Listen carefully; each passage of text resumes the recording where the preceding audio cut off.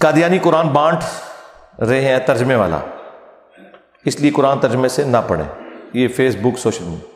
یار اس کی بجائے یہ کیوں نہیں کہتے کہ جی آپ یہ والا پڑھ لیں؟ ایگڈی اسلام کی خدمت ہے.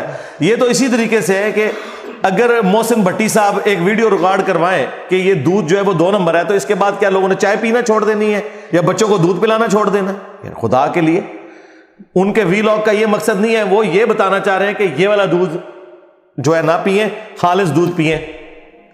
تو قرآن کا ترجمہ اگر کوئی غلط کرتا ہے، ویسے تو میں اس بات کے ساتھ ایگری نہیں کرتا ہوں، قرآن کے ترجمے میں کوئی فرق ڈال ہی نہیں سکتا، تو آپ کیسے یہ کہیں گے کہ قرآن ترجمے سے ہی پڑھنا چھوڑ دیں؟ کہ بڑا روند مار دو یار، پیٹ سے آپ پا کے بیٹھ گئے ہو. یعنی اگر کسی کے گھر میں کھانا صحیح نہ بنا ہو تو کہنا میں دوبارہ روٹی نہیں کھانی، یہ کہتا ہے. یا وہ سیدھا فون کرتا ہے اور جناب آن لائن جو ہے کوئی فاسٹ فوڈ منگوا لیتا ہے یا جا کے لے آتا ہے. کھانا پینا تو نہیں آپ چھوڑ سکتے، یہ آپ کی بیسک نیڈ ہے قرآن ترجمے سے پڑھنا. تو یہ 2 نمبری چھوڑ دیں. اور پھر میں نے دیکھیں بارہا یہ بات کی ہے اگلے دن لائیو سیشن میں بھی، کہ آج تک ہوا ہے کہ BBC یا CNN کی خبریں چل رہی ہوں اور اس کے جو نیچے پٹی چل رہی ہوتی ہے جس میں خبر لکھی ہوئی ہوتی ہے، دنیا کے آدھے انسان اس کا ترجمہ کچھ اور کر لیں اور آدھے کچھ اور کر لیں. سکینڈل لکھا ہو ایک پولیٹیکل لیڈر کا اور اس سے دوسرے کا سمجھ لیا جائے. کبھی ایسا ہوا ہے؟ قرآن کے ساتھ ایسے کیوں کرتے ہیں کہ جی وہ ترجمہ؟ آج کے اس ماڈرن دور میں بات کر رہے ہیں ترجمہ، جبکہ لیونگ لینگویج ہے قرآن کی عربی. یا تو زبان مر گئی ہوتی نا، دنیا میں چند لوگوں کو آتی. دنیا میں اس وقت کروڑوں لوگ ہیں جن کی نیٹو لینگویج، لاکھوں نہیں کروڑوں، اور سرکار 1.5 کروڑ تو صرف کرسچنز ہیں بائی برتھ جن کی زبان عربی ہے. مسلمان تو آپ چھوڑ دیں کروڑوں میں، نان مسلم بھی 1.5 کروڑ ہیں جن کی زبان عربی ہے. آپ ان سے بھی جا کے قرآن کا ترجمہ کروائیں نا، اگر ان کو اردو یا انگلش آتی ہو وہ وہی ترجمہ کریں گے جو قرآن کی عربی لنگوسٹک کا بنتا ہے. مولوی بھی ترجمہ ٹھیک کرتا ہے، حاشیے میں جا کے نہ وہ اپنا لچ شریف تل دیتا ہے. ترجمے میں کون کیسے بدل سکتا ہے؟ مجھے بتائیں. ایاک نعبد و ایاک نستعین، جس کے اوپر پوری توحید کھڑی ہوئی ہے، کس فرقے والے نے اس کا ترجمہ یا علی مدد کیا ہے یا شیخ عبد القادر جیلانی مدد کیا ہے؟ اے اللہ تیری عبادت کرتے ہیں، تجھی سے مدد مانگتے ہیں. تو یہ کس طرح کہہ سکتے ہیں آپ کہ ترجمے بدل گئے؟ الفاظ کے چناؤ میں فرق ہو سکتا ہے، ترجمہ نہیں بدلا. ترجمہ تب بدلے گا جب اعوذ باللہ من الشیطان الرجیم کا ترجمہ کوئی الٹ کر دے اور بسم اللہ الرحمن الرحیم کے ترجمے کو یہ سمجھ لے کہ شیطان کے نام سے شروع. نہیں، یہ کوئی نہیں کرتا.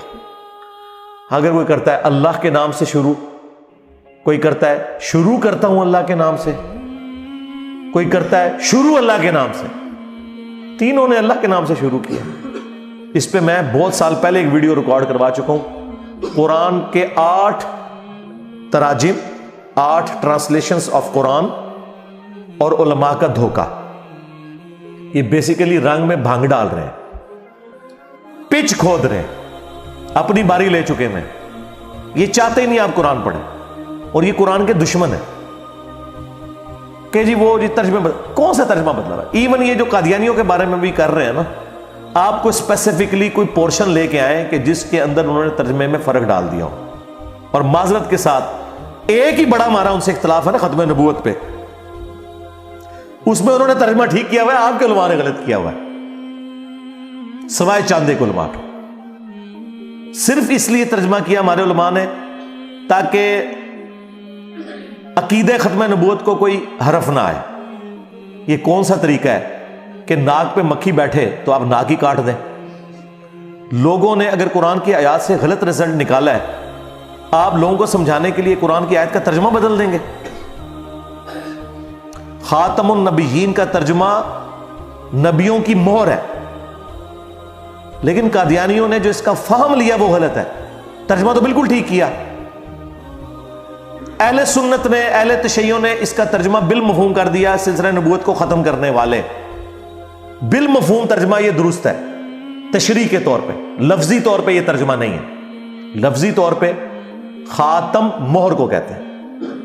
انہوں نے یہ کہا نبوت کی مہر اور اس کے آگے انہوں نے خود اس کا جو ایکسپلینیشن وہی لچ تلا کہ رسول اللہ کے بعد جتنے امتی نبی آئیں گے اور نبی علیہ السلام کی مہر سے آئیں گے.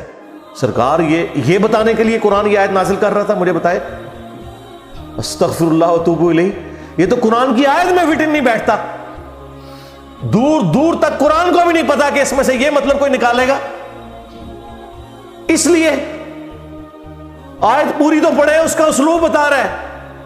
ما کان محمد ابا احد من رجالکم ولکن رسول اللہ وخاتم النبیین.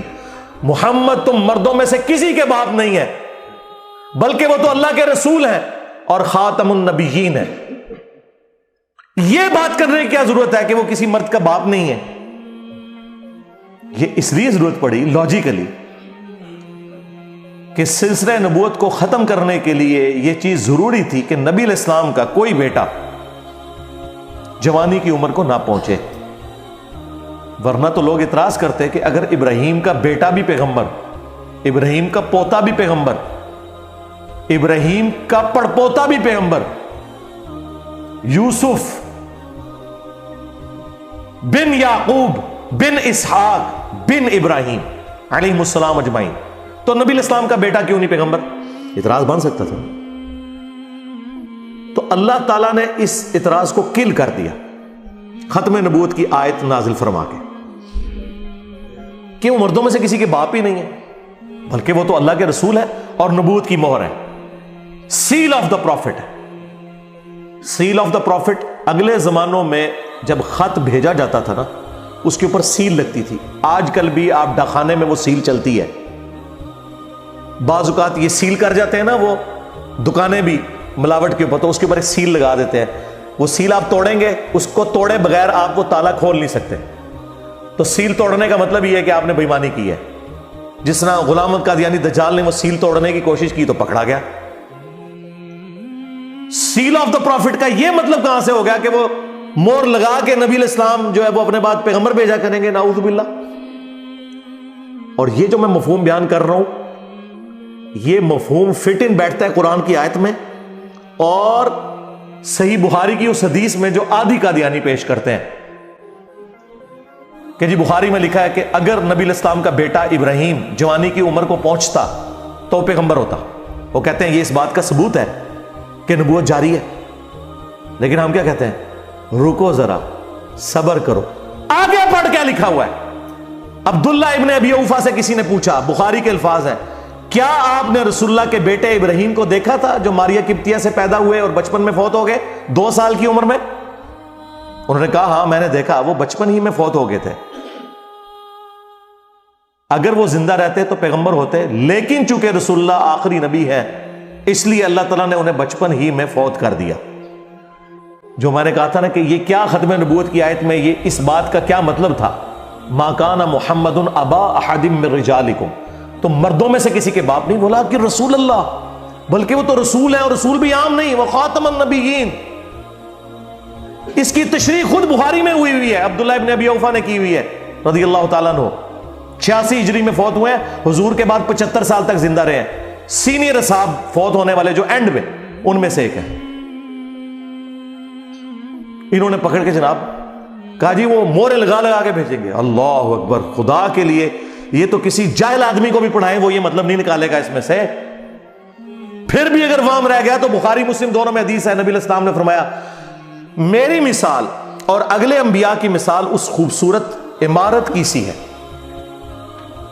جس میں صرف ایک اینٹ لگنے کی جگہ باقی ہے.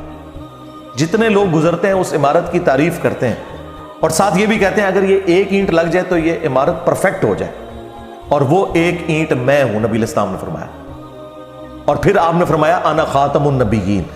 اب یہاں پہ خاتم النبیین کا جو لفظ ہے, میں نبوت کی مہر ہوں, اس کو آپ علیہ السلام کس کے ساتھ تشبیہ دے رہے ہیں کہ ایک اینٹ کی جگہ باقی ہے, اس کے بعد یہ محل سیل.